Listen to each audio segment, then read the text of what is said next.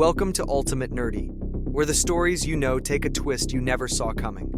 From alternate timelines to impossible crossovers, we explore the what-ifs of your favorite universes. So grab your wand, your lightsaber, or your decoder ring. And today's story is a Harry Potter story for us to enjoy, so let's go. Chapter 3: Shadows of Trust. By spring, Hermione had carved a place for herself in Slytherin, though it wasn't easy. Her housemates respected her skill. Her perfect lumos lit the dungeons brighter than anyone's, and her essays earned Snape's rare approval. But acceptance was another matter. She didn't care. Respect was enough, for now. She'd learned to wield her ambition like a wand, channeling it into spells, strategies, and a quiet confidence that silenced doubters.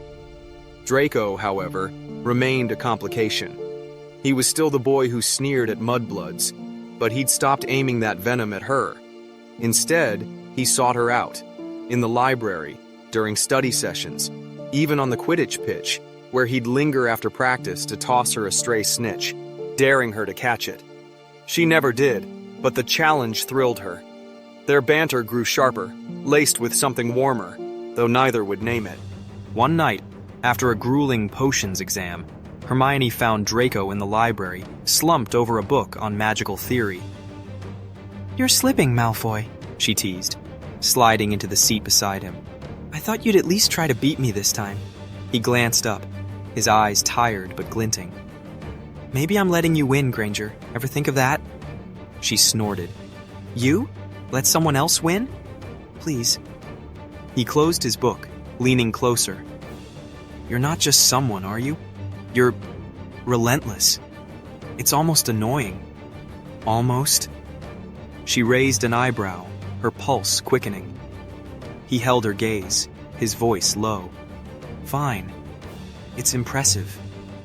You're impressive." The air shifted, heavy with unspoken things. Hermione's breath caught. She should pull back, focus on her goals. Knowledge, power, proving herself. But Draco's intensity, the way he saw her not as a muggle-born, but as an equal, a rival, something more, tugged at her. Before she could stop herself, she said, "You're not what I expected either, Draco." He blinked, startled, then smirked. "Careful, Granger. That almost sounded like a compliment." She rolled her eyes, but a smile crept onto her face. "Don't get used to it." They worked in silence after that, their shoulders brushing as they turned pages. It wasn't love, not yet. Just a spark, fragile and dangerous, like a spell cast too soon. Hermione knew the risks. Draco was tied to a world that despised her kind, and her ambition didn't include losing herself to a boy. But as they left the library, his hand grazing hers, she felt a pull she couldn't ignore. Outside, the castle loomed under a starry sky. "You'll change things, Hermione," Draco said suddenly, his voice soft. "I can see it. You're going to burn this place down and rebuild it." She looked at him, her heart racing. "And you? Where do you fit in that?" He hesitated, then gave a crooked smile. "Maybe I'll be there, watching you do it." As they parted ways, Hermione's mind spun. Slytherin had chosen her for her ambition, her hunger for power and knowledge.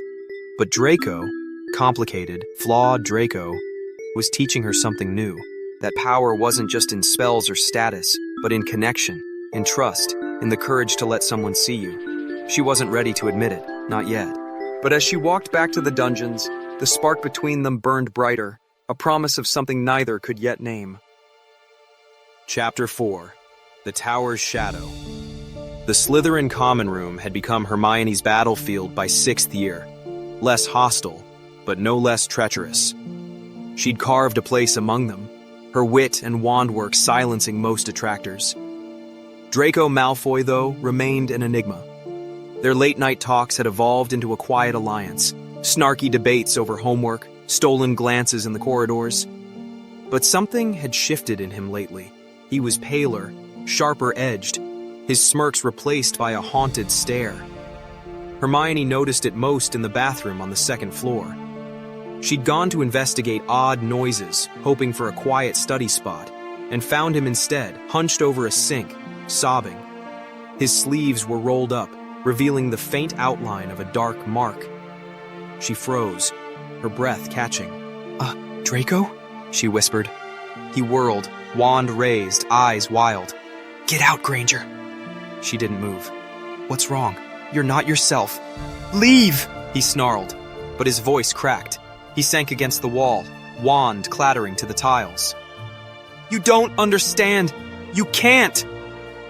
Hermione stepped closer, kneeling beside him. Then tell me. He glared, then deflated. It's him, the Dark Lord. I've got to do something impossible, or he'll kill me.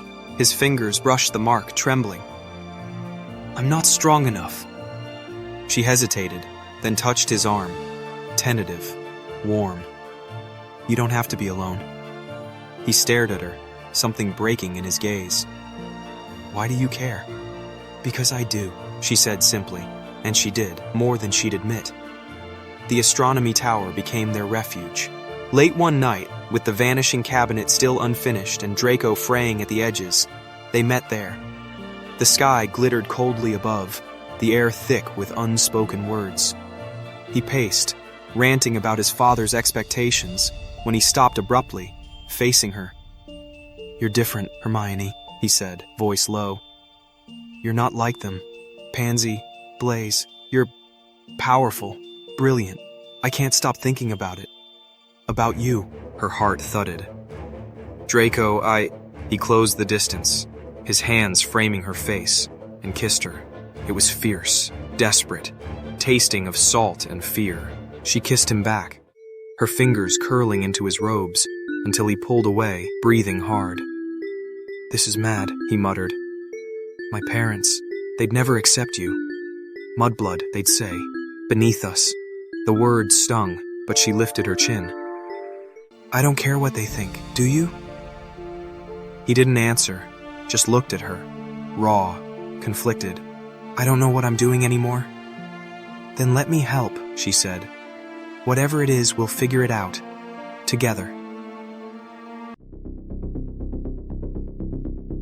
Thanks for joining us on this journey through the unknown. What if the next twist is even darker? Hit follow and let's find out.